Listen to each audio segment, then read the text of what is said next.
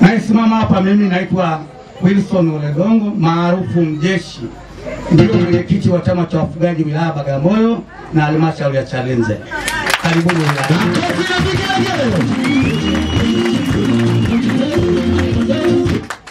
Napenda niende sasa niachie maiki ili niweze kumsimamisha mgeni rasmi wetu wa mkutano huu ya sherehe hii leo, naye atasimulia machache alafu sherehe yetu ianze kwa mbele. Karibu mgeni rasmi. Pigie makofi.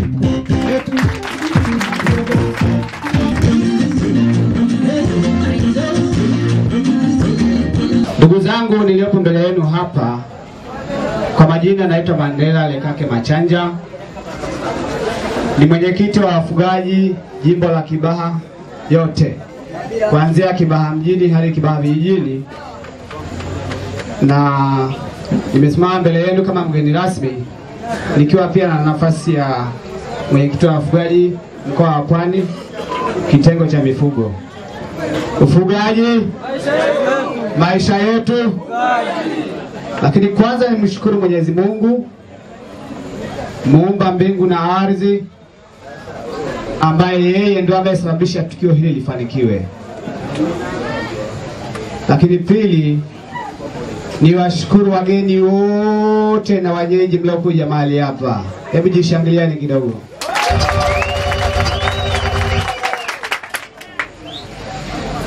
Lakini la tatu, niipongeze sana familia ya Bondai. Nimpongeze mzazi wake sana, wazazi wake wawili, kwa maamuzi walioyafanya kumsomesha kijana wao.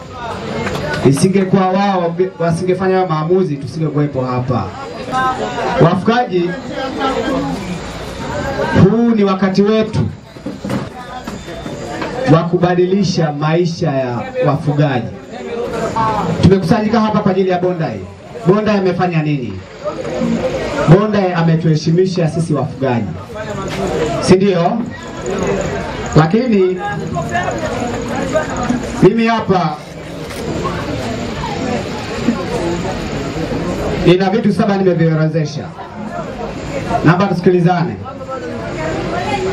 Jambo la kwanza, nampongeza Bondai kwa kuhitimu masomo yake na Mungu alimsaidia. Pigeni makofi. Jambo la pili, namkumbusha Bondai. Bondai, tuliuza ng'ombe zetu tukakusomesha. Tukatafuta wafanyakazi wakachunga ng'ombe. Sisi kwa wafugaji, kijana ndo mchungaji ng'ombe. Tukatafuta mfanyakazi achunge ng'ombe ili yeye asome. Lakini akumbuke leo hii Bondai amerudi na vyeti. Si ndio jamani? Amerudi na nini?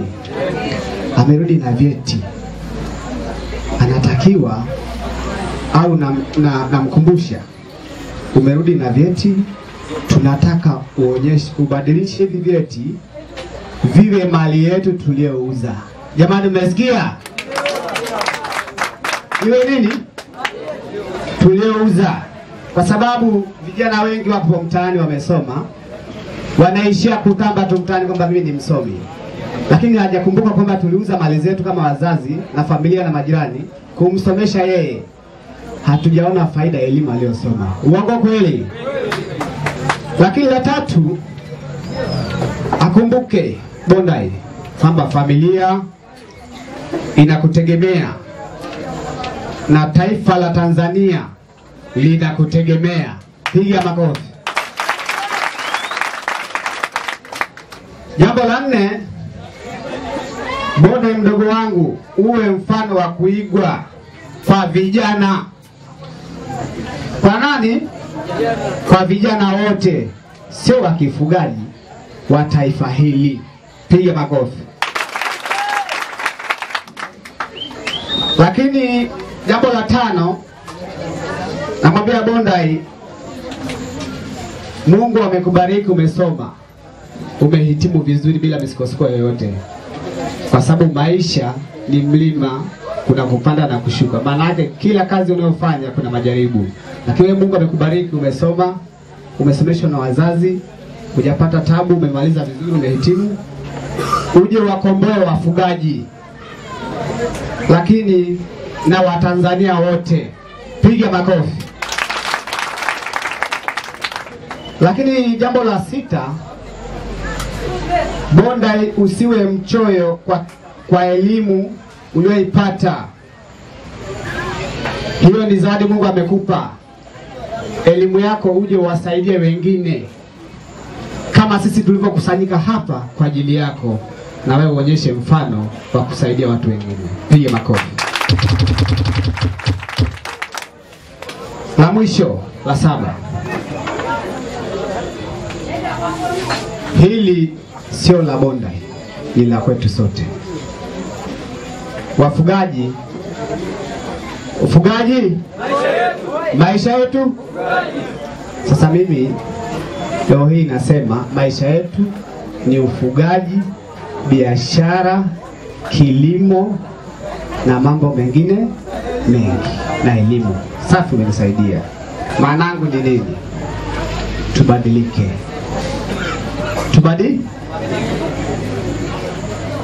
Tusiishie kusomesha watoto, tusiishie kufuga ng'ombe peke yake. Ndugu zangu wafugaji, huko nyuma tunakumbuka jua la mwaka 2016-17. Kuna ambaye alizaliwa kipindi hicho? Wote tupo. Si wote tupo? Ndugu zangu, mwaka ule hakuna mfugaji hajapata hasara.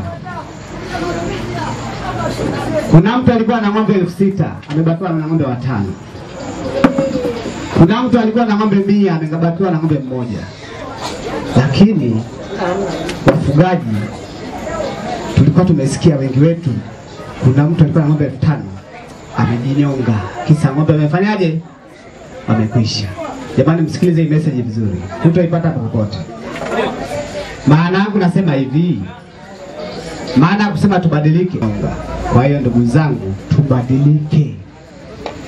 Tununue ardhi tumiliki, tuwekeze, tujenge mafremu, magesti, magorofa. Kwa umoja huu ambao tuko hapa, makabila yote na Watanzania wote, inapendeza haipendezi? Inapendeza haipendezi? Basi kama inapendeza, tuhakikishe heshimu cha mwenzio kama mwenzio anavyoheshimu cha kwako.